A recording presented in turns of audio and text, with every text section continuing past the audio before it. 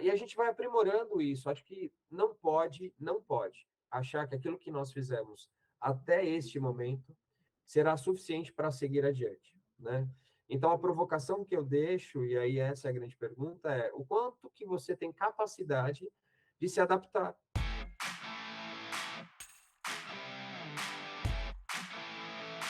Olá pessoal, você que é líder de qualquer nível hierárquico, profissional de RH, de TID, capacitação corporativa, eu tenho uma dica para vocês. A Faculdade Forte lança o seu MBA de Gestão Estratégica de Talentos na Era Digital. As aulas serão aos sábados de forma quinzenal, com início em 23 de setembro. Acesse o site pos.faculdadeforte.edu.br, forte com PH. Acesse e se inscreva no MBA, são 360 horas, um curso extraordinário, reconhecido pelo MEC, vale a pena para aprender, refletir e se desenvolver. Abraços digitais. Olá pessoal, bem-vindo de volta ao Descomplica TD, o podcast de treinamento e desenvolvimento humano mais completo do Brasil e também dos países de língua portuguesa. Eu sou Michel Mussolini e eu agradeço a cada um de vocês que nos acessaram para ouvir e ouvindo refletir e se desenvolver. Você que está no carro, você que está no escritório, você que está andando com o cachorro, você que está dirigindo, parabéns por separar esse tempo semanal, essa 1 hora semanal, para ouvir os nossos podcasts, os nossos entrevistados, ouvir o que eles têm para falar para nós, suas experiências, e assim você vai se desenvolvendo como pessoa, como profissional. Em pesquisas recentes apresentadas no último congresso da ATD, em maio de 2023 nos Estados Unidos, e também no SHREEN, em junho desse mesmo ano, que nós tivemos oportunidade de participar, ainda há muito espaço a ser percorrido quando se trata do mapeamento assertivo das soft skills e das hard skills para as funções organizacionais.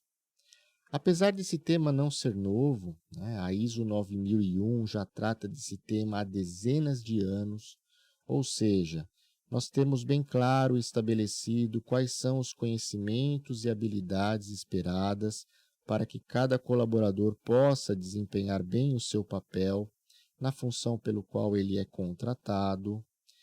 Em 2022, o tema Upskilling e Reskilling veio à tona como se fosse uma inovação, e nesse ano, nos congressos, houveram inúmeras palestras sobre o tema. Portanto, as universidades corporativas, um conceito que surgiu por volta da década de 1990, como uma evolução das tradicionais iniciativas de treinamento e desenvolvimento nas empresas, que trazia como objetivo principal criar um ambiente de aprendizado contínuo dentro das corporações, onde os funcionários pudessem adquirir os seus conhecimentos e habilidades e competências alinhadas às estratégias organizacionais, veio novamente em voga. Vimos então aqui um embrião do modelo mental do lifelong learning, mas que infelizmente nós não vivenciamos muitos casos de sucesso. As universidades corporativas, ainda hoje fala-se muito, aplica-se pouco. Apesar de que todos nós sabemos que para se manter competitivo em um mercado em constante evolução, é fundamental manter investimentos para aprimorar as equipes. Vale ressaltar que o campo da educação corporativa e as práticas de desenvolvimento dentro das empresas continuam a se transformar, evoluir e se adequar às diferentes gerações. E hoje, no mercado de trabalho, nós temos de forma inédita, em algumas empresas, as 5 gerações trabalhando juntos. Baby Boomers, Geração X, os millennials, a geração Y, os centennials, a geração Z, e agora iniciando, né, como menores aprendizes, a geração alfa.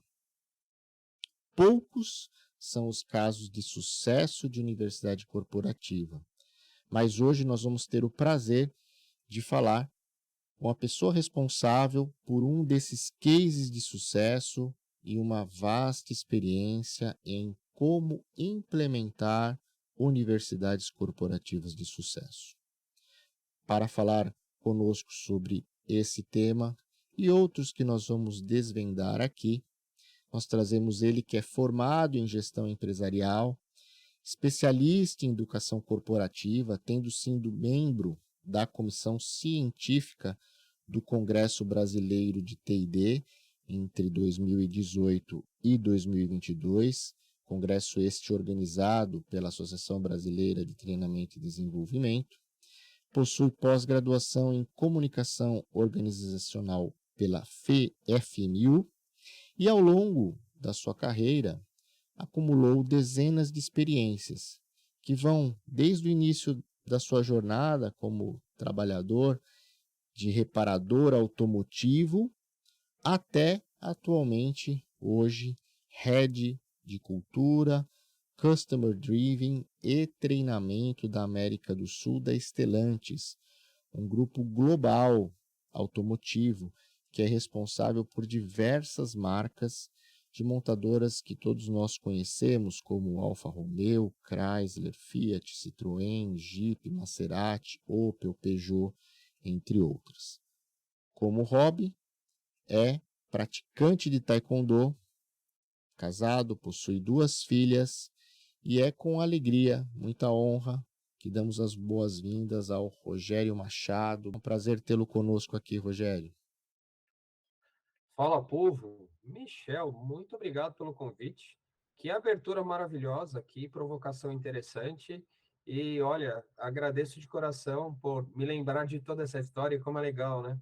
E a você que nos ouve, nos escuta, né? Meu bom dia, meu boa tarde, boa noite. O podcast tem esse poder, né? A pessoa pode escutar no tempo e na hora que for mais adequado para ele. Mas, acima de tudo, obrigado pela oportunidade de troca, né? Eu acho que o Michel falou bem, a gente vive tempos em que os desafios estão à nossa frente e muitas das vezes a gente percebe que a gente tenta, às vezes não dá certo, o fracasso e o erro faz parte também, importante tanto quanto o acerto, desde que gere aprendizagem e transformação, mas acima de tudo compartilhar boas práticas também nos ajuda a crescer e crescer muito. Então, muito obrigado pela oportunidade e bora, vamos, como diz o mineiro, bora prosear, vamos conversar um pouquinho aqui. Bom, vamos começar então, né, o nosso podcast falando um pouquinho, né, sobre essa sua trajetória de unificar, né, culturas para que elas remassem juntos no processo de capacitação e evolução. Em 2014, você começou a trabalhar como gerente de treinamento na Jeep, né? E nessa ocasião você precisou expandir, né, a gestão de conhecimento pelo Brasil para mais de 140 novas concessionárias da marca. E aí, em 2015, necessita juntar, né, com a operação dos outros modelos, Fiat, Chrysler, Dodge, enfim. Então, primeira grande pergunta, né, porque nós temos pessoas que trabalham, né, em multinacionais, empresas ou também empresas que estão passando pelo processo de merge e acquisition, né, e acabam juntando diferentes culturas, diferentes modos de pensar, diferentes processos. Então, conta para nós um pouquinho como foi, né, esse processo de trabalhar primeiro, dentro de uma mesma empresa para expandir de uma forma padrão e de uma forma a capilarizar o conhecimento por todo o Brasil, e depois como que foi esse processo de incluir uma nova cultura, outras empresas, e como que você lidou para que vocês tivessem sucesso na transmissão do aprendizado? Perfeito. Olha, eu vou fazer talvez a construção dessa resposta em dois momentos. O primeiro, talvez seja interno, como que nós tratamos a questão de acolher as pessoas que vinham de duas culturas, né? Então era a cultura da Chrysler e a cultura da Fiat, tanto que nesse processo nasce, nesse período, a Fiat Chrysler Automóveis, que há 2 anos, juntando com a Peugeot Citroën, nasce a Stellantis, então explicando aonde nós estamos e essa origem, né? Então, a primeira fusão foi essa que você comentou em 2015 e confesso que continuamos vivendo o processo de mudanças. O que acontece? Foram dois momentos, tá, Michel e amigos que nos ouvem aqui, nos escutam. O primeiro foi interno. Então, eram duas equipes, dois modelos educacionais, né? E a gente precisava criar um modelo novo, que seria o modelo da Fiat Chrysler Automóveis naquele momento. Então, a primeira coisa que nós construímos e nós precisamos trabalhar durante o processo foi como integrar as melhores práticas de ensino-aprendizagem para que a gente pudesse entregar a melhor experiência de desenvolvimento humano para a nossa rede de concessionários. Nós trabalhamos e usamos muito a abordagem do Design Thinking, foi o grande ponto de partida, porque a gente pôde, de forma colaborativa, criar, né, esse novo modelo. E aí nós tivemos algumas premissas, foi interessante, durante o processo nós colocamos algumas premissas, né? Eu me lembro que era privilegiar as melhores tecnologias, né? Identificar o que era bom em termos de cultura e método de educação, e esse ser o standard, unificação dos indicadores, existiam dois indicadores, dois modelos de mensurar o conhecimento instalado, como que o treinamento trazia resultado, e a gente unificou também, era outra premissa. Decidimos por trabalhar com um único portal de treinamento, existiam dois, a gente também decidiu trabalhar com somente um, e a gente teve que integrar as trilhas, né? E aí, dentro desse processo, foi interessante que, claro, a gente está lidando com pessoas. E durante esse processo, o que é o grande ponto, né? Durante as pessoas, elas vêm com, eu brinco, né, com seu escudo e a sua espada em mãos, porque ela quer se defender e também, às vezes, atacar, dizendo que o meu modelo é melhor, aquilo que nós viemos fazendo aqui funciona. E eu tive que, de forma muito assertiva, tratar durante todo este processo, como que as pessoas estavam se percebendo e valorizando e reconhecendo o conhecimento que cada delas tinha, toda a experiência que trouxe eles até aquele momento, e mostrando que isso serviu para que a gente chegasse até ali, mas que para evoluir nós precisávamos escolher o que havia de melhor, e talvez o melhor não era nem o que eu fazia, nem o que ele fazia, talvez era algo novo, mas isso foi um processo de construção que levou aproximadamente, só para a gente poder entender esse mindset, foram aproximadamente 3 meses. E depois mais 6 meses para criar esse novo modelo educacional. Estou falando aí de um processo interno de 9 meses, isso com um avião voando, né?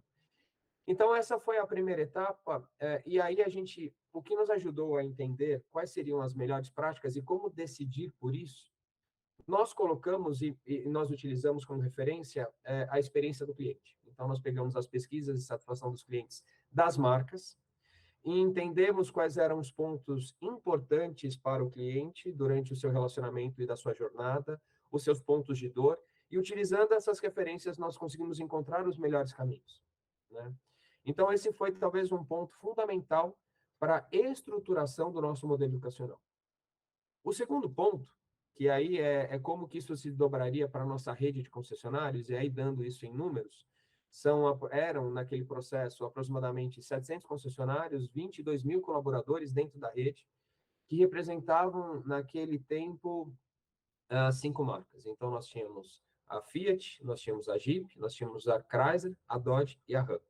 Então, essas 5 marcas, e aí olha que interessante, quando um cliente visita uma concessionária, ele visita a concessionária pelo brand que ele está interessado. Então, ele vai visitar uma concessionária pela Jeep, ou vai visitar uma concessionária pela Fiat, de acordo com o carro que ele deseja.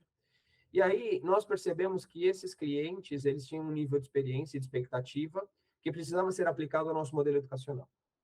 E aí, é claro, quando você começa a olhar as expectativas, até então nós tínhamos uma gama de produtos que mostrava que existia um nível até de valores e preço mesmo diferente, nós pegamos o que era mais exigente do ponto de vista da experiência do cliente e colocamos isso como standard, ou seja, o mais alto nível de experiência que eu preciso entregar para o meu cliente será o padrão, para que a gente possa criar o nosso modelo educacional.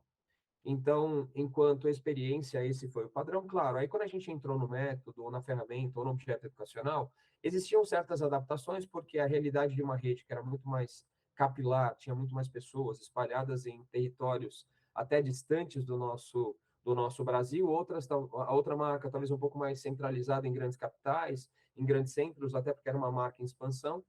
Aí, então, nós respeitando um pouco dessa cultura, respeitando a regionalidade, a linguagem, as adaptações já têm alguns conteúdos, mas enquanto experiência de aprendizagem, isso foi o padrão.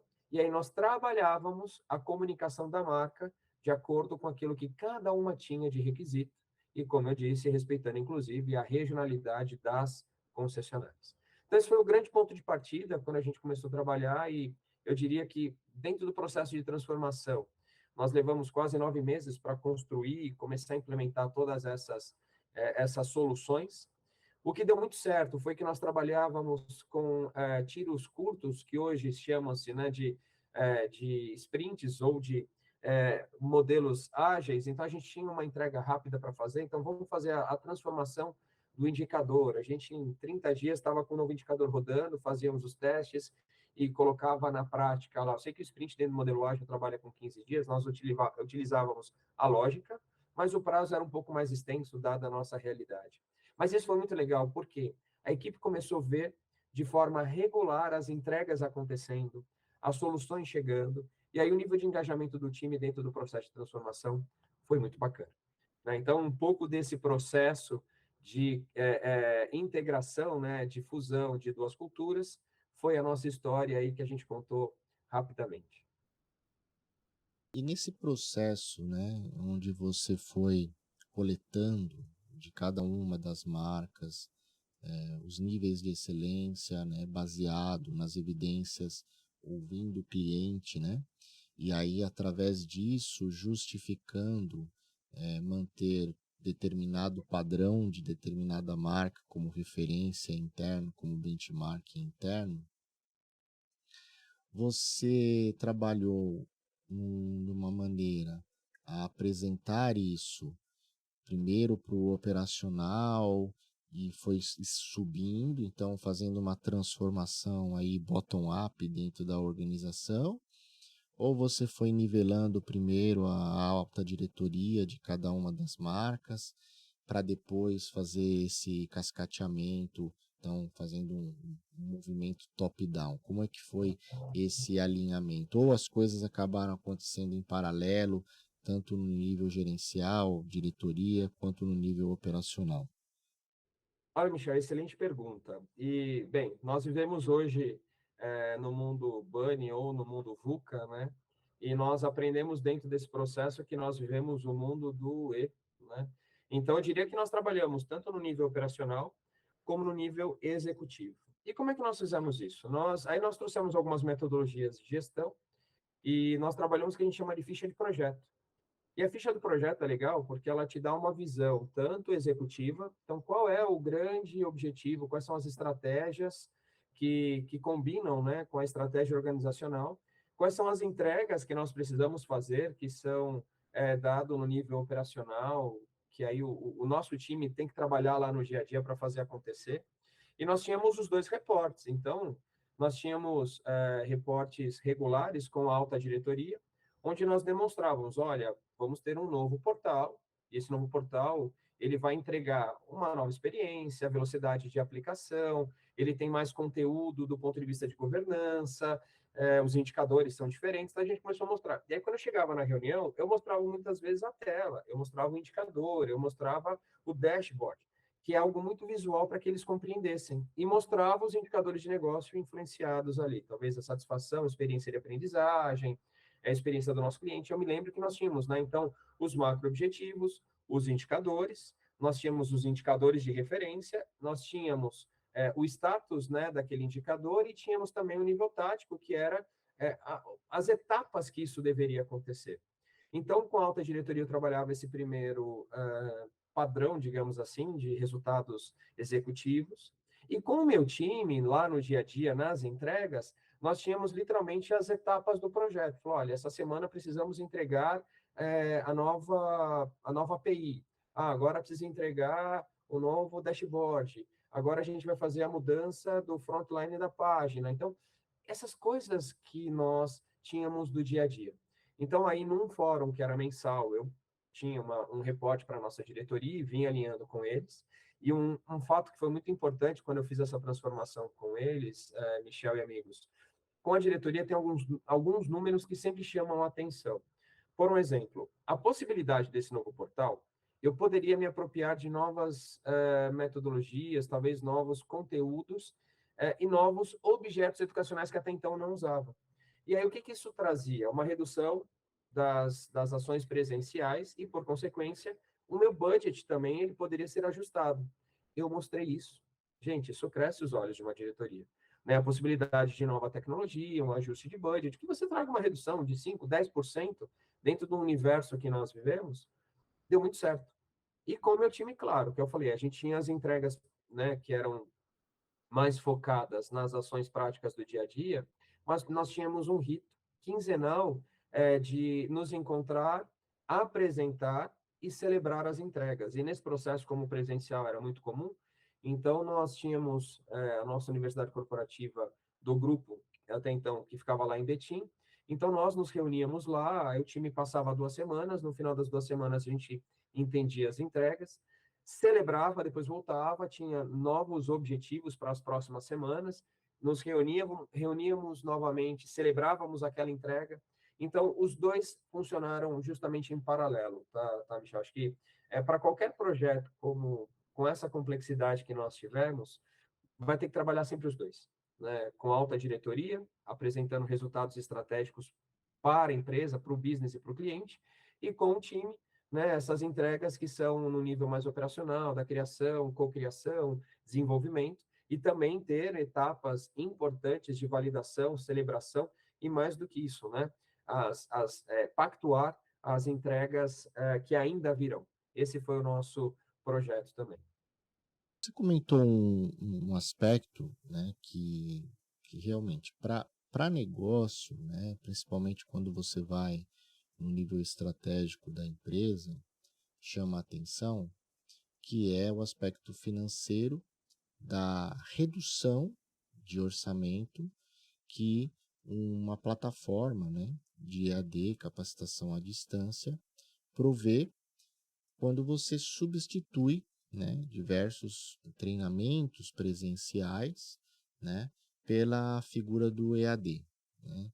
E não só numa economia de imediato, mas também numa economia a longo prazo, porque o conhecimento fica lá, fica, né, preparado, o conteúdo fica preparado, não demanda e não depende de pessoas, né, preparando os cursos, porque ele já está lá e fica ali ad eterno até que haja necessidade de uma atualização. Mas aí eu quero te fazer uma pergunta um pouquinho mais assim apimentada, vamos dizer assim, né? Porque quando a gente fala, né, de universidade corporativa no começo dos anos 2000, né, nós falávamos, né, de praticamente pegar o conteúdo presencial, então se falavam, então tem um curso de, sei lá, 20 horas, e aí nós tínhamos lá uma métrica que falava que a cada 4 horas ou 5 horas de curso presencial equivaleria a 1 hora de EAD. E aí a gente tinha esse trabalho de transformação, né, do curso presencial, passado por um instrutor, por um professor, para um curso EAD. Muito bem. Só que a gente sabe, né, que existem, né, até tem um estudo, né, do Bob Mosher, que eu recomendo, que são os 4 momentos da necessidade do treinamento. E nesses 4 momentos de necessidade do treinamento, ele apresenta que quando a gente fala de uma necessidade de treinamento, quando a pessoa não conhece nada sobre o assunto, é fundamental o presencial ou o aprendizado formal, né?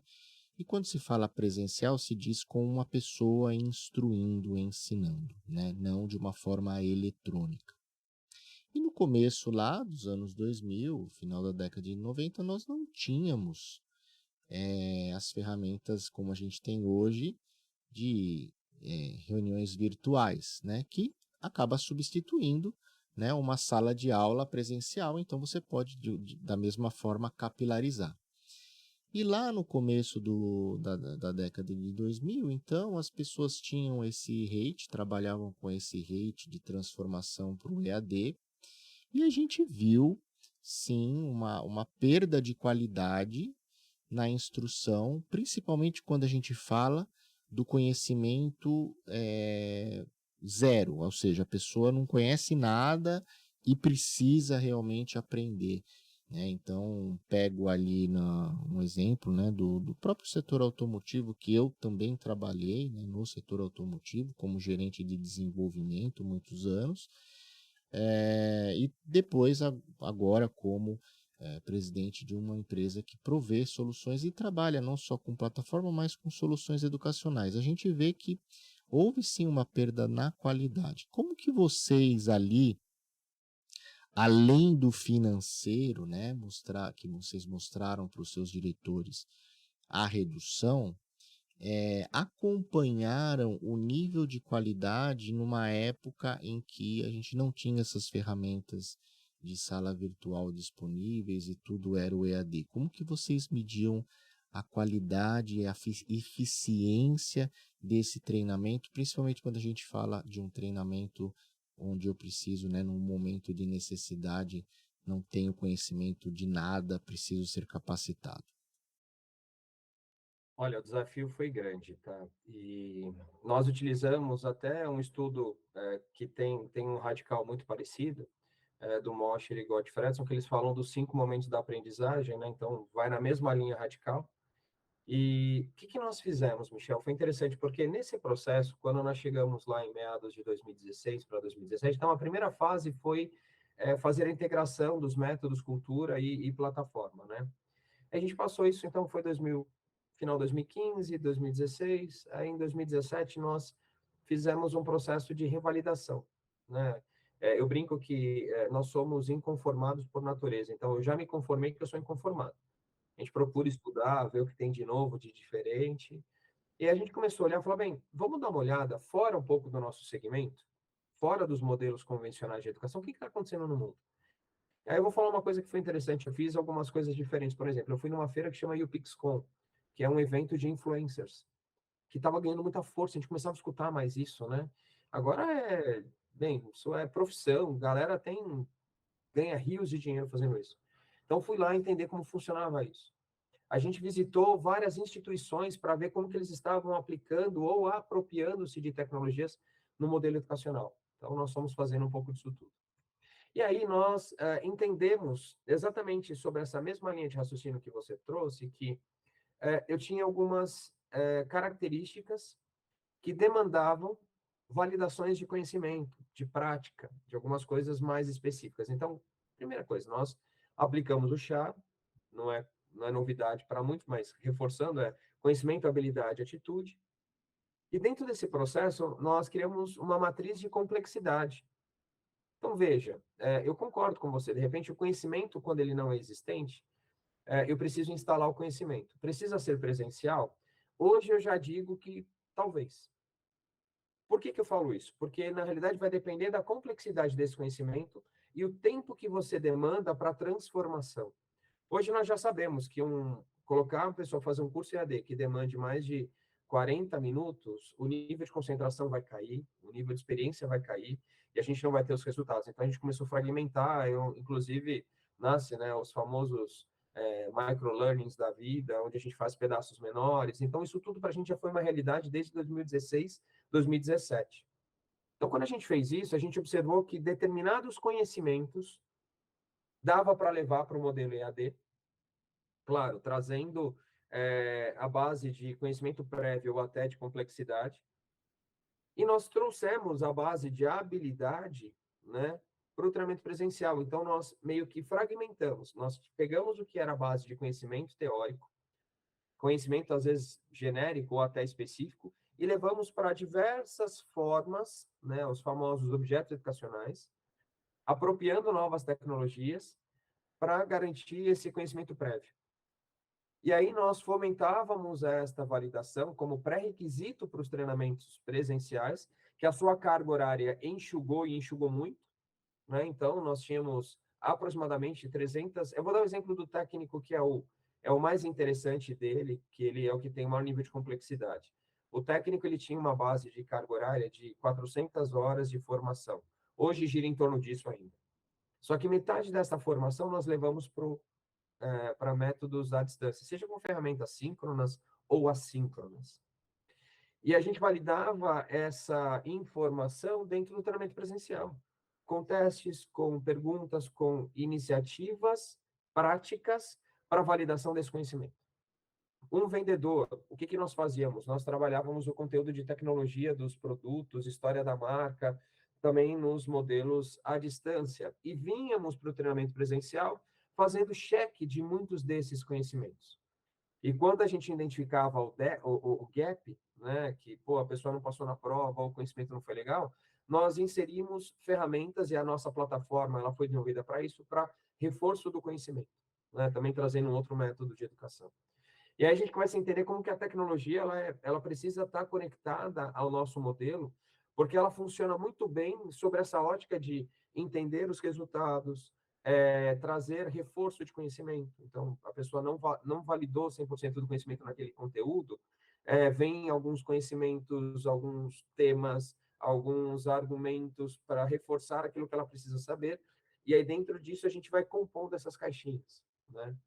Então, esse foi o modelo escolhido. Hoje, nós temos um modelo um pouco mais contemporâneo, que a gente faz literalmente o assessment. São bancos de perguntas situacionais e outras até de forma direta e mais técnicas, para validar alguns desses conhecimentos. E a gente trabalha muito na cabeça da rede de concessionários que se empenhar para fazer um teste bem feito, ajuda no processo de construção do que a gente chama do seu modelo de aprendizado adaptativo. Ele se adapta a esse usuário, se adapta a esse aprendiz. Então, foi um pouco desse arcabouço de ideias e tecnologias que nos levaram para essa solução, que aí é o famoso híbrido, tá? Então, a gente conseguiu trabalhar as ferramentas EAD, compondo a base de conhecimentos, teve a base cognitiva muito focada no saber fazer, que era a habilidade, né? E a parte comportamental, a gente tem também modelos híbridos, mas a gente trabalha muito mais conhecimento, né? E trabalha toda a parte de relacionamento com ferramentas à distância, mas de relacionamento síncrono, aonde nós temos o papel do facilitador, intermediando discussões e conectando outros colegas para que a troca de experiência seja fomentada. E aí nós temos, dentro do nosso modelo, grandes encontros anuais, que normalmente são lançamentos de novos produtos, que hoje nós retomamos isso de forma presencial, e lá é um momento chave para reforçar a questão técnica e comportamental com relação aos nossos produtos e aos nossos clientes. Então, é muito comum, num lançamento, eu trazer referências de outros produtos para que a gente possa reforçar essas informações e esses conhecimentos com esses profissionais. Muito bom. Indo nessa linha, né, de qualidade, eficiência da capacitação, e aí encontrando modelos, às vezes, 100% presenciais, híbridos, quando eu avalio presencialmente as habilidades. Uma das grandes, né, os grandes paradigmas que a gente tem na área de capacitação corporativo é o famoso ROI, né? O retorno do investimento, né? Então, a gente verifica, né, nas fases de maturidade, né, das organizações, pessoas quando estão num estágio onde já tem mapeado todas as todas as habilidades, competências necessárias para cada função, quando já se avalia um plano de treinamento anual com assertividade dos gaps de upskilling e reskilling, enfim, à medida que as empresas elas vão amadurecendo, chega-se, né, à inevitável pergunta, né, de, ok, eu invisto R$ 1 milhão aqui por ano em capacitação, as empresas investem em treinamento com o objetivo de ter uma mudança de comportamento, de atitude, de modo de fazer das coisas para que, né, os produtos e serviços sejam entregues com melhor qualidade, em menos tempo, e também que as relações humanas, né, interpessoais dentro das companhias sejam sempre salutares, né?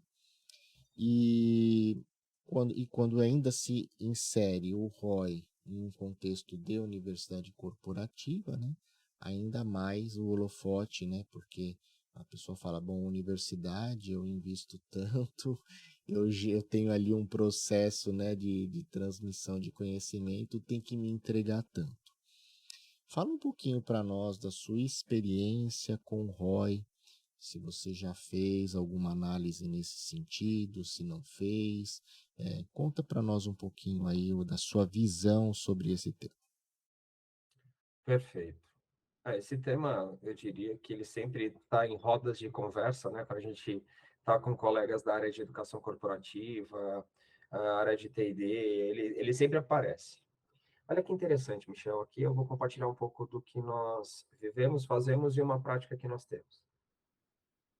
Teve uma época, acredito que foi em meados de 2018, nós começamos a fazer algumas análises, né? Então, nós queríamos encontrar o que nós chamávamos de correlação do processo de educação corporativa com os resultados do business. E aí nós pegamos alguns indicadores do negócio, satisfação do cliente, rentabilidade da concessionária, custo operacional, a gente foi alguns desses. E nós contratamos uma professora da Fundação Dom Cabral, uma mestra em estatística. Aí nós contratamos, falou, olha, vamos fazer o seguinte, vamos para a base, né, da matemática mesmo, pegar um expert. E aí nós demos para esta professora uma série de dados e informações, desde horas de treinamento, resultados de prova, avaliação, pessoas treinadas, assim, tudo que você possa imaginar e os indicadores de negócio. E ela começou a buscar correlações estatísticas, né, das concessionárias que mais tinham treinamento com os resultados de negócio que eram mais alavancados. E aí eu vou responder de forma muito simples e não quero decepcionar ninguém. O resultado no final é: não há correlação direta. Mas veja, não há correlação direta sobre os indicadores. Mas ela percebeu que aonde existia a presença e participação do treinamento, os indicadores eles transformavam de forma mais rápida.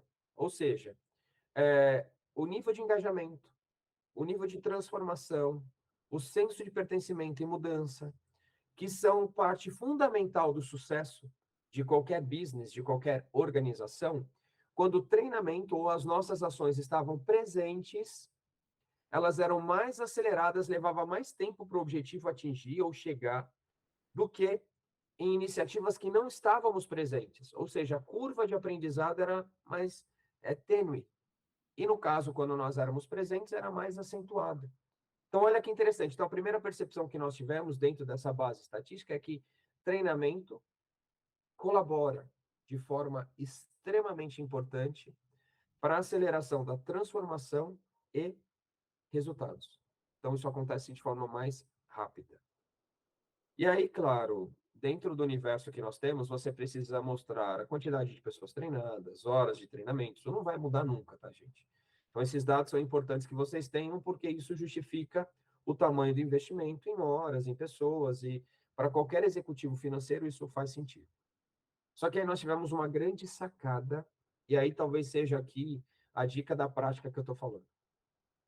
Imagina que dentro da sua organização, em algum momento alguém chama vocês, né, e nós construímos hoje um relacionamento muito forte com as áreas, porque inclusive nós não esperávamos que elas batessem na nossa porta, nós começamos a literalmente ir na porta das áreas dizendo, me fala a sua dor, qual que é a grande dificuldade que você está enfrentando, como eu posso te ajudar?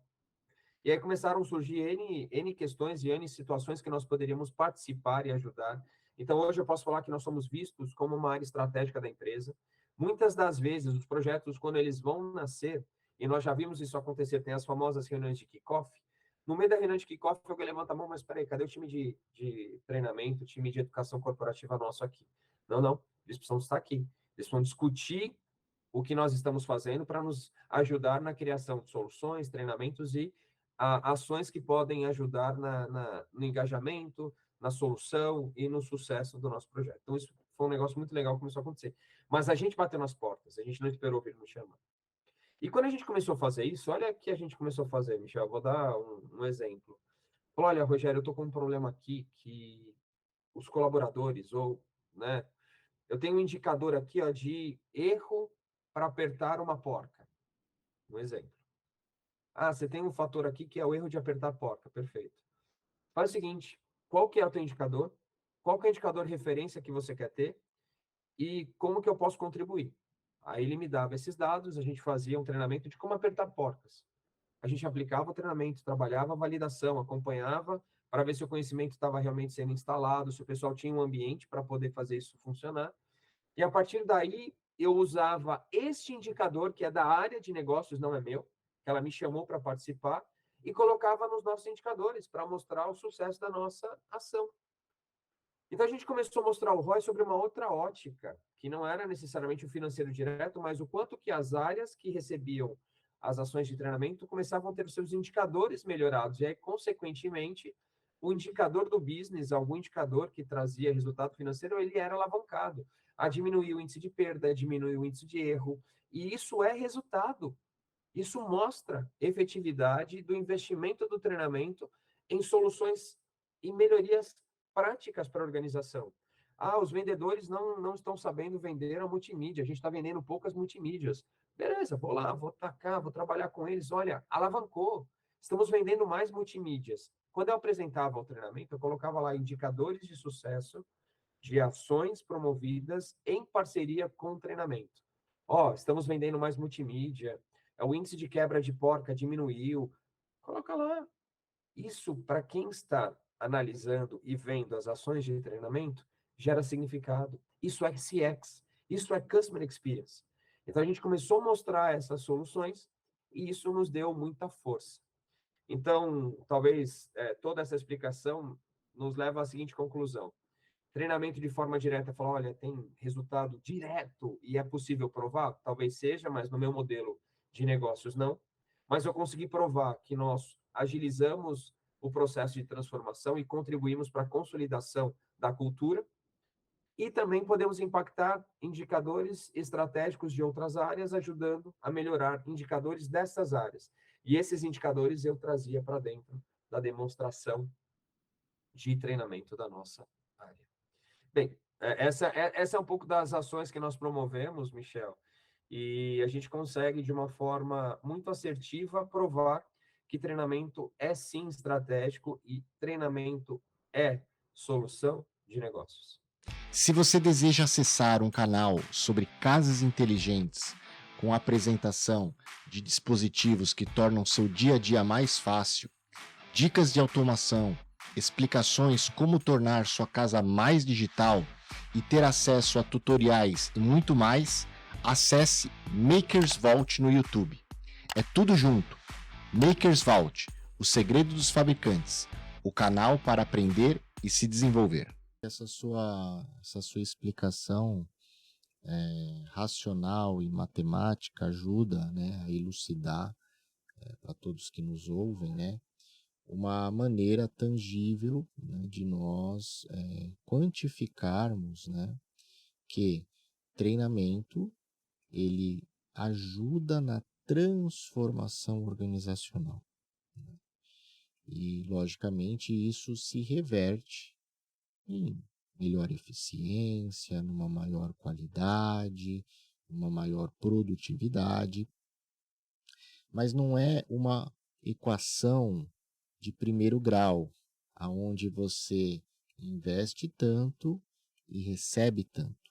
Na verdade, aí é um polinômio, né?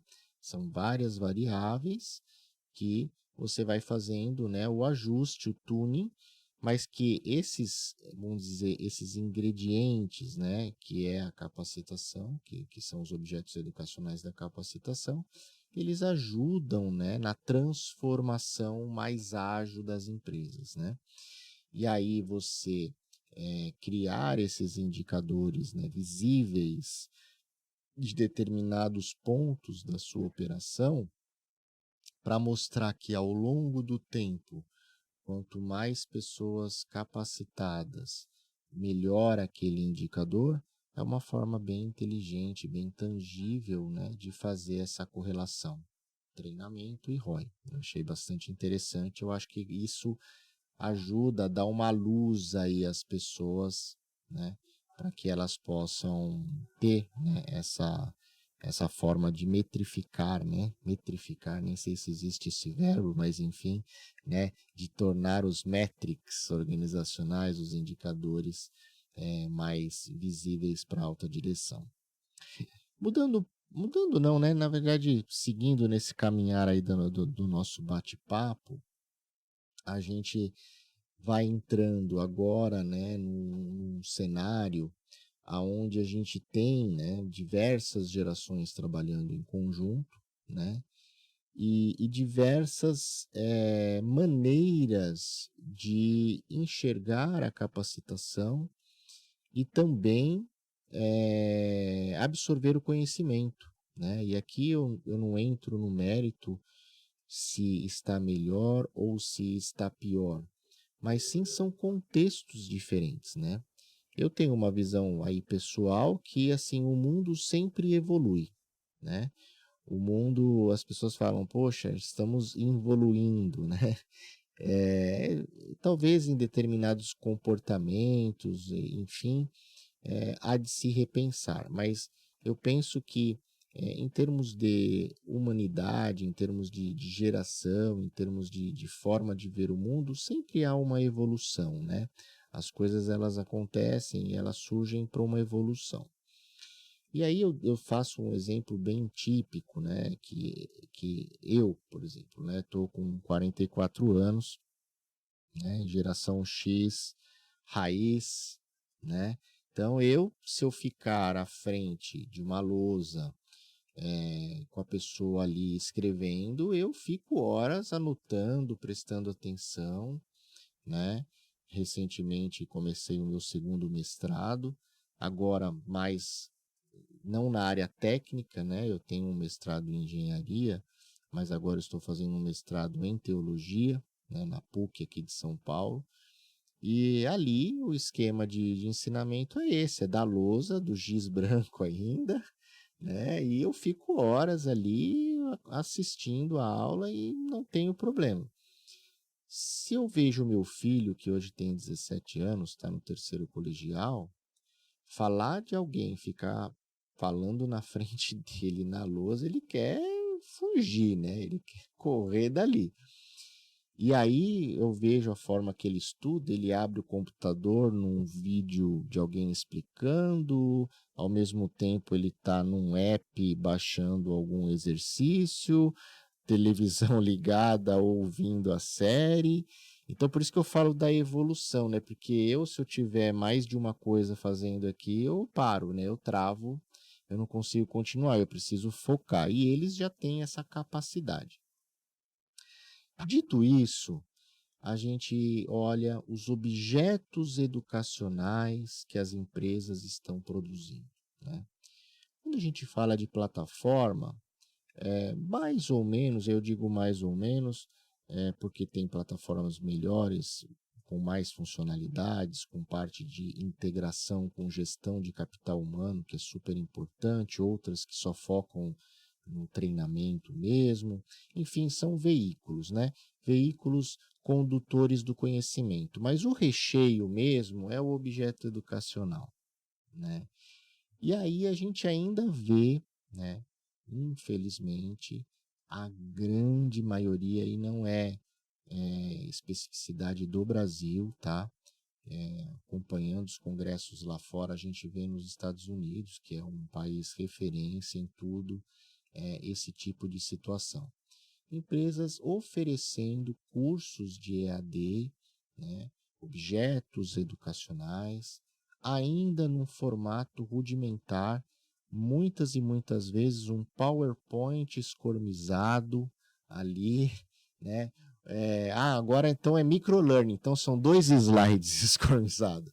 É microlearning, então agora eu vou pegar um vídeo de alguém falando 2 horas e vou cortar ele em 40 vídeos, acaba sendo a mesma coisa. Então, mas e aí o pessoal justifica, poxa, não, mas é por causa do orçamento, né? Não, Às vezes sim, a gente tem uma dificuldade de orçamento, infelizmente alguns CEOs ainda, a gente conversa com vários aí no mercado, acham que é despesa, não é investimento, né? Capacitar o colaborador, mas muitas vezes é por falta mesmo de uma análise, né, um pouco mais instrucional, mais andragógica, de ter parceiros que trabalhem de uma forma mais moderna, né? Então, vocês aí, né, com mais aí de 20 mil pessoas, um grupo grande, um grupo heterogêneo, como que vocês fazem esse equilíbrio, né, dos tipos de objetos, aquele objeto que tem que ser um pouquinho mais trabalhado para uma determinada geração, para um determinado saber? Como que é feito essa análise para que vocês tenham objetos que realmente casem com a necessidade da empresa e que seja, né, um objeto engajador de aprendizado, e não simplesmente um checkbox, né, que a gente vai, eu já entreguei aqui todos os treinamentos, deixa o pessoal ler lá o PowerPoint escormizado e vida que segue. Olha, novamente, são as perguntas muito divertidas de serem respondidas e extremamente desafiadoras. Talvez uma das coisas que nós entendemos aqui, Michel, é que não existe uma resposta pronta, uma resposta única para essa pergunta. Eu observo, primeiro, talvez falando de orçamento, é interessante que as pessoas entendam. O Brasil ele tem uma média ano de R$ 800, 700, R$ 800 por colaborador ano, né? Até isso parte do estudo do Panorama de Treinamento e Desenvolvimento, que às vezes varia 700, 800 mil reais, mas essa é uma referência. Então, para você imaginar sobre o teu público-alvo, se você tem um orçamento médio de R$ 800 por ano, que dá R$ 70, vai, talvez, por mês, para você treinar teus colaboradores. Então, talvez essa é uma métrica para você entender o quanto que o teu orçamento talvez é aderente a uma realidade nacional ou não. Esse é o primeiro ponto. Mas, sim, nós vemos tempos em que a restrição de orçamento tem sido um grande desafio para as organizações. E aí a gente tem o home office, né, dentro desse processo e precisando desenvolver as pessoas e competindo atenção com outras coisas. Então, nós começamos a prestar atenção em algumas coisas, dentre elas que cada pessoa tem a sua particularidade no processo de aprender. E aí, como eu disse, nós, talvez, com ferramentas, nós utilizamos alguns testes para validar o conhecimento, usando perguntas situacionais sobre como ele se comportaria, qual seria a tomada de decisão, e isso nos ajuda a compor uma grade de formação. Bem, quando eu vou para o conteúdo, nós fizemos o seguinte, lá em 2018, mais ou menos, 2018, nós já tínhamos nos apropriado de novas tecnologias. E aí, sem inventar muita história, em 2018 nós começamos com o podcast, vídeos 360, o microlearning, e aí era uma premissa que nós tínhamos, e foi muito legal a tua provocação, falou, olha, transformar um conteúdo presencial ou físico em AD não é pegar um livro e transformar num PDF. É necessário conhecer a metodologia, contar a história de forma assertiva, então nós investimos, aí eu começo a entrar talvez nos pontos de partida para quem tem esse desafio, nós investimos em entender sobre metodologias ativas de treinamento, então como que isso poderia se desdobrar nas classes virtuais. Nós investimos em entender melhor metodologia de influência por redes sociais. Nós investimos em design instrucional, né, storytelling. Então, a gente começou a entender um pouco disso para trazer para dentro do nosso universo. E aí, olha que interessante, o que a gente percebeu, Michel? A gente percebeu que as redes sociais, elas tinham algumas características que realmente eram vídeos, e o vídeo sendo um vídeo mais curto, com uma informação mais assertiva, pontual para aquele problema, para aquela necessidade que a pessoa tinha. A websérie começou a ganhar muito força, né? Então a gente trouxe um termo que ele é relativamente novo dentro, que foi cunhado não faz muito tempo, que é o edutainment, que é você usar o sistema de entretenimento dentro da educação. Então, criar uma websérie mesmo, contando histórias, e histórias que façam sentido para o dia a dia do colaborador.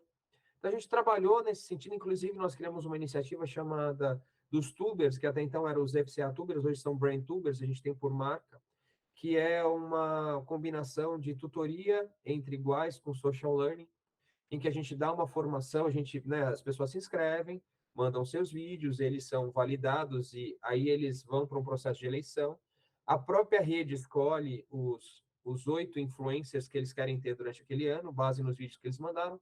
Eles recebem uma formação da nossa parte, que é como criar vídeos, roteirizar de forma profissional, e eles produzem regularmente conteúdos para a gente ao longo de 12 meses.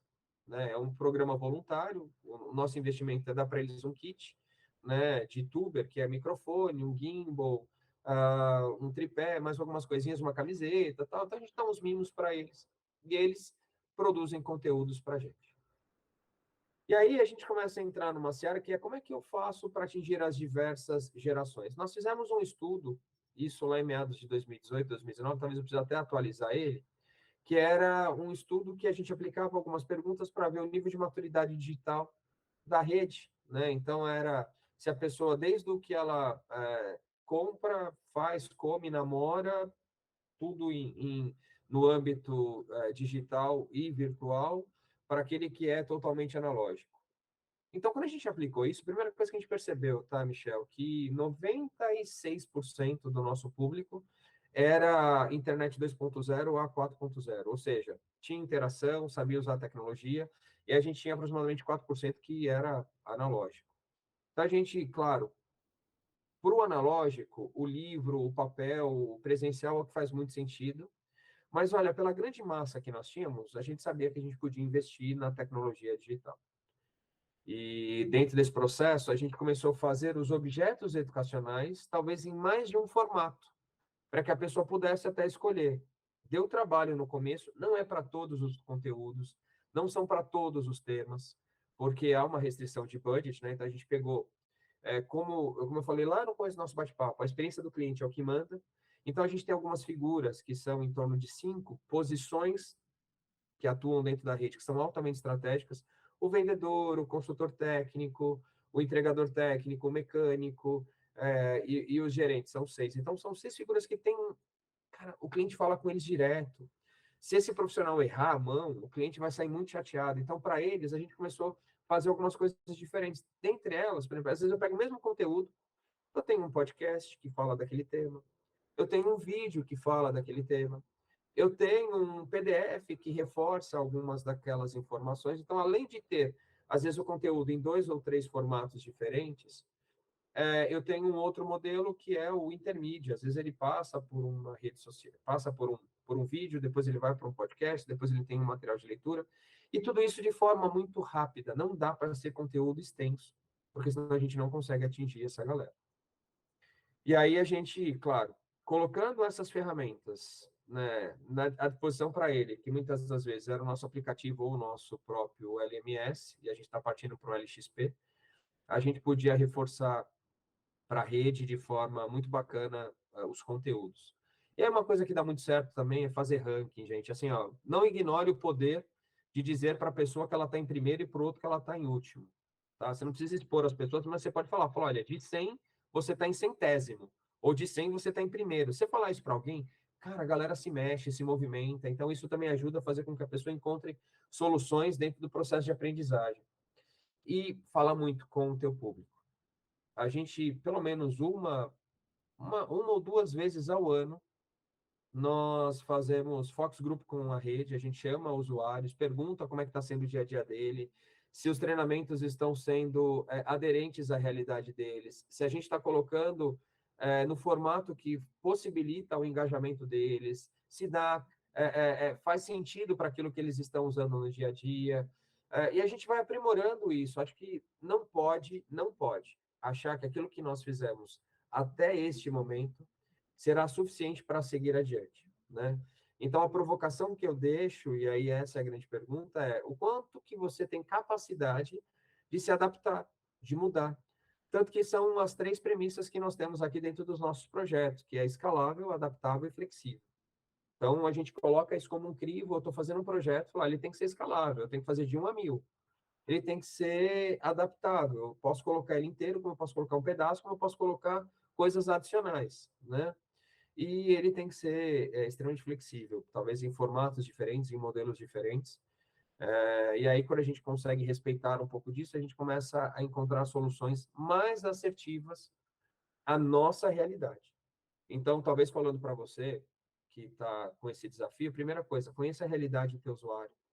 Segundo, talvez use soluções que já são próprias, por exemplo, o YouTube faz um canal próprio de vocês dentro do YouTube, manda áudio pelo WhatsApp, por qualquer ferramenta que seja de relacionamento. E aí, a outra coisa que é muito importante, às vezes, quando você tem um budget restrito, Michel, e eu já vi muitas práticas nesse sentido, e como eu disse, nós temos uma delas, valorize o conhecimento que você tem dentro. Às vezes, vocês têm profissionais que são extremamente habilidosos e conhecem muito sobre um determinado assunto, que pode enriquecer os demais colegas, e esse cara pode ser um diferencial. Aí eu só vou dar 2 dicas, tá? Que é muito importante. Se você vai fazer isso, primeiro, invista em dar para ele ferramentas de educação, de treinamento. Então, como criar um treinamento, como falar, como se portar perante o outro, algumas coisas básicas, assim, de treinamento mesmo, né? E se você quiser investir um pouquinho mais, até como criar de forma visual um treinamento. E quando você fizer isso e eleger certas pessoas, negocie com a diretoria, porque esse é um outro erro que eu vejo. Às vezes pega um cara que é muito bom e traz ele para dentro de um projeto desse, só que não negocia com a diretoria a carga de trabalho dele. Aí isso vira mais uma coisa a fazer, vira um fardo, acaba atrapalhando. Então, aí às vezes a diretoria ou o chefe dessa pessoa, você estava dando treinamento e não terminou o relatório. Quando isso poderia ter sido negociado, para que, poxa, ele está investindo do tempo dele, construindo relações e desenvolvendo outros colegas. E se a gente não perceber isso, a gente começa a cobrar ele pelas entregas regulares e não dá tempo de casar e encaixar todas essas novas atividades. E para a pessoa que participa, é muito legal. Ela é reconhecida, as pessoas começam a ver ela como referência. E outra, esse tipo de exposição às vezes gera até promoção. Então, é um pouco do que nós temos feito, tá, Michel? É um pouco do que eu acredito também, tá? Às vezes, partir de uma solução própria, utilizando recursos, mas, acima de tudo, conhecendo o teu público, né? Converse com ele, faça pesquisa, pergunte como que você pode entregar de forma mais assertiva esses conteúdos, fazem muito sentido, né, no dia a dia, e principalmente quando a solução estiver sendo aplicada. Excelente dica. Aí espero que vocês tenham anotado esse passo a passo. Acho que é super importante que você falou 2 coisas só para reforçar que a gente vê, ouvir a necessidade do seu público e as ferramentas de estímulo, né? Reconhecimento, recompensa e premiação, né? Essas 3 iniciativas de ações ajudam, né, a estimular, né, engajam a pessoa, né, porque quem não quer ser reconhecido, valorizado, né? Então, quando você torna visível para ela o estado dela, a posição dela, com certeza a pessoa vai correr atrás por si só, né? Estamos chegando, meu amigo, ao final aí da nossa conversa. O tempo passou muito rápido, né? Foi muito legal tê-lo aqui. Eu costumo terminar, né, o nosso podcast sempre fazendo 3 perguntas aos nossos entrevistados, que você pode contar com um pequeno caos, uma frase, uma analogia, enfim, o que você quiser, né? A primeira é, durante a sua trajetória, né, sua carreira, Qual foi aquele momento de maior conquista que você lembra com bastante carinho? É a primeira memória que lhe vem, que te deixa feliz, que te abre aquele sorriso quando você faz memória a esse acontecimento? Olha, uma vez conversando com o Álvaro, esqueci o sobrenome dele, ele é sempre um palestrante muito presente no CBTD, ele é músico, e ele fala sobre as conquistas que ele já teve. Aí ele falou, o primeiro a gente nunca esquece, né? E quando a gente começou a construir todo esse processo de transformação, nós colocamos uns objetivos para a nossa universidade corporativa, que era ser reconhecida como modelo educacional no Brasil em 3 anos, e em 5 anos ser reconhecida no modelo educacional para o mundo. E nós conquistamos, tá? O modelo global, nós fomos premiados, reconhecidos pelo Conselho Global de Universidades Corporativas, o Global CCU. Nós fomos medalha de ouro na modalidade aproximação humano-digital, pelo programa que nós fizemos, que eu comentei aqui, de apropriação às tecnologias dentro do nosso modelo. Mas o primeiro deles foi o Prêmio Destaque em Gestão de Pessoas pela BTD. Nós ficamos entre os 8 cases e depois nós ficamos entre os 3 melhores do Brasil. E nós recebemos esse prêmio no encontro de líderes que a BTD promovia até então. E, gente, sim, vocês não fazem ideia, parecia a Copa do Mundo para o meu time. Tava eu e os meus 5 liderados naquele momento, né? E nós estávamos lá no hotel, era em Campos do Jordão, um frio, e a gente naquela expectativa, e chegou o grande momento. E aí, quando anunciaram que nós éramos um dos top 3, meu, parecia a Copa do Mundo. A gente começou a gritar, se abraçar e celebrar, porque ali foi a concretização de algo muito puro, que era o desejo de influenciar outros através da educação corporativa.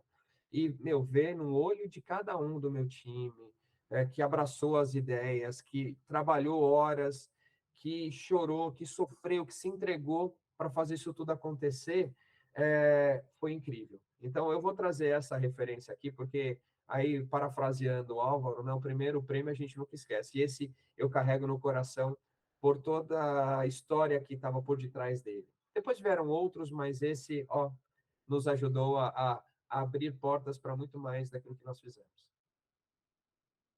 E nossa segunda pergunta é o momento de maior aprendizado, né? A gente nunca fala aqui no nosso podcast falhas, né? Mas são nas falhas que a gente aprende, né? Então, aquilo que também, né, um outro ponto, não querendo nos martirizar, porque hoje, pelo nosso nível de maturidade, quando a gente olha para trás nas nossas falhas, a gente realmente fala, nossa, podia ter feito diferente, mas isso é a beleza da vida, né? A gente vai aprendendo, vai amadurecendo. Mas um ponto que você olha para trás e que também te vem na cabeça e fala, olha, aqui eu poderia ter feito diferente. Olha, eu vou falar talvez um momento pessoal, assim, sabe? Profissionalmente falando. É interessante que eu sou bisneto de italiano, bisneto de espanhol, e é o famoso sangue quente, né? E sempre escutei muito da minha mãe, falou, olha, filho, Deus te fez com 2 ouvidos e uma boca, não é à toa, escuta mais e fala menos. E talvez algumas das experiências que eu tive que sempre me marcou muito foi quando eu dava uma resposta muito dura antes de pensar.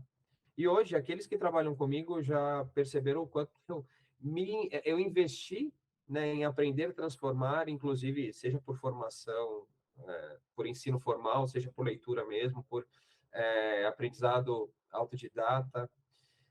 Mas uma coisa que marcou, e aí foi quando o time, de uma forma muito gentil, me explicou que, para a transformação, se eu conversasse com eles no privado, seria muito melhor do que eu chamar a atenção deles na frente de todos.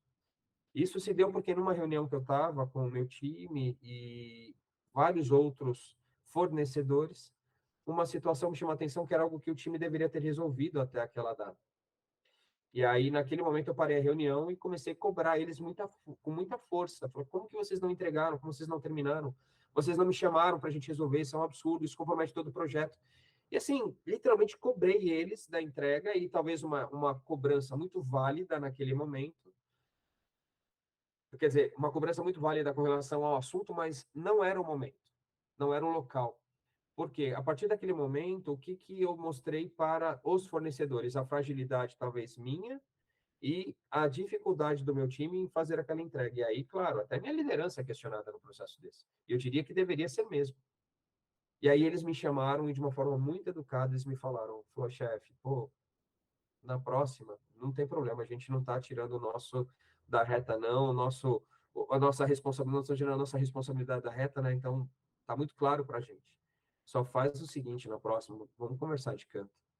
E aí foi, talvez, quando me veio aquele estalo de algo que a gente aprendeu em todos os cursos de liderança, e naquele momento eu falei, mas esse momento foi para consolidar a transformação que eu precisava. Elogie em público e corrige no privado, né? Isso serve até para filhos, tá? Para tudo na vida. Falar, você tem que corrigir algo, né? Faz a conversinha no pé do ouvido de canto. Foi essa.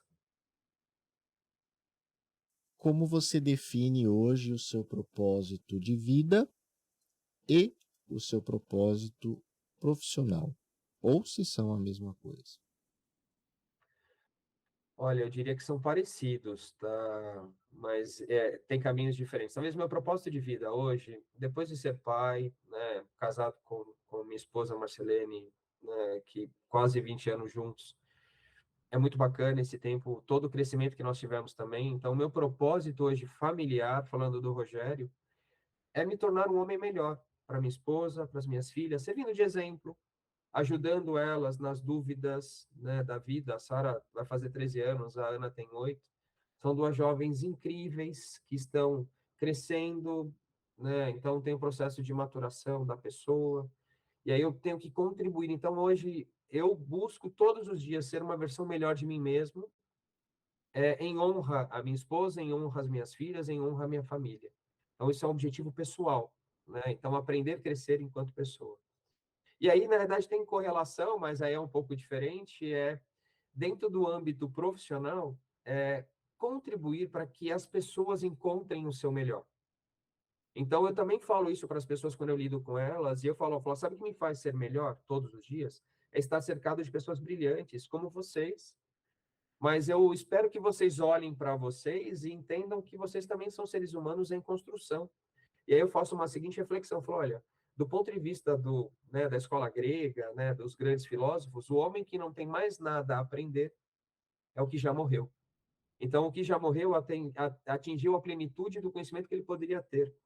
Então, vem uma frase que nós usamos aqui muito, que é o conhecimento transforma.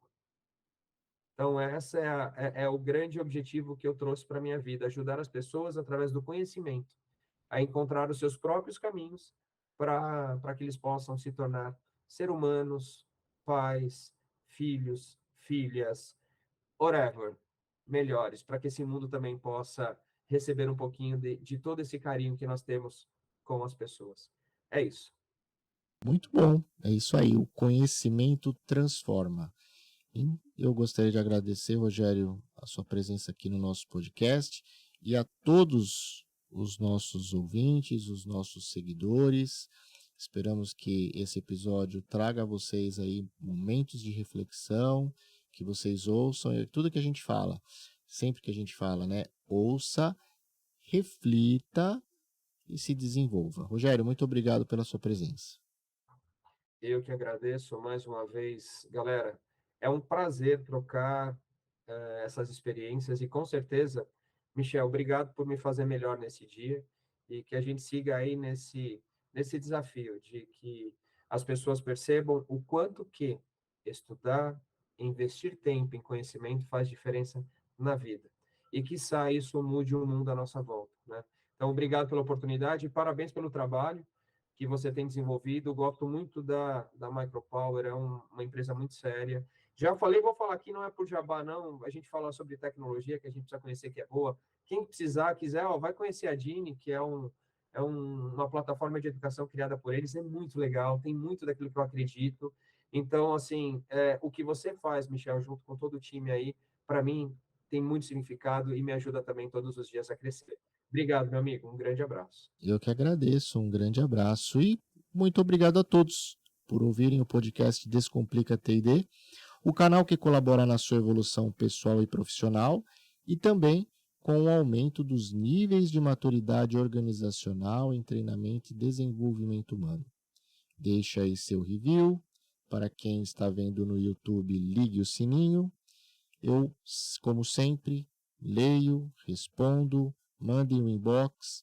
Até o próximo episódio. Fiquem com Deus e abraços digitais.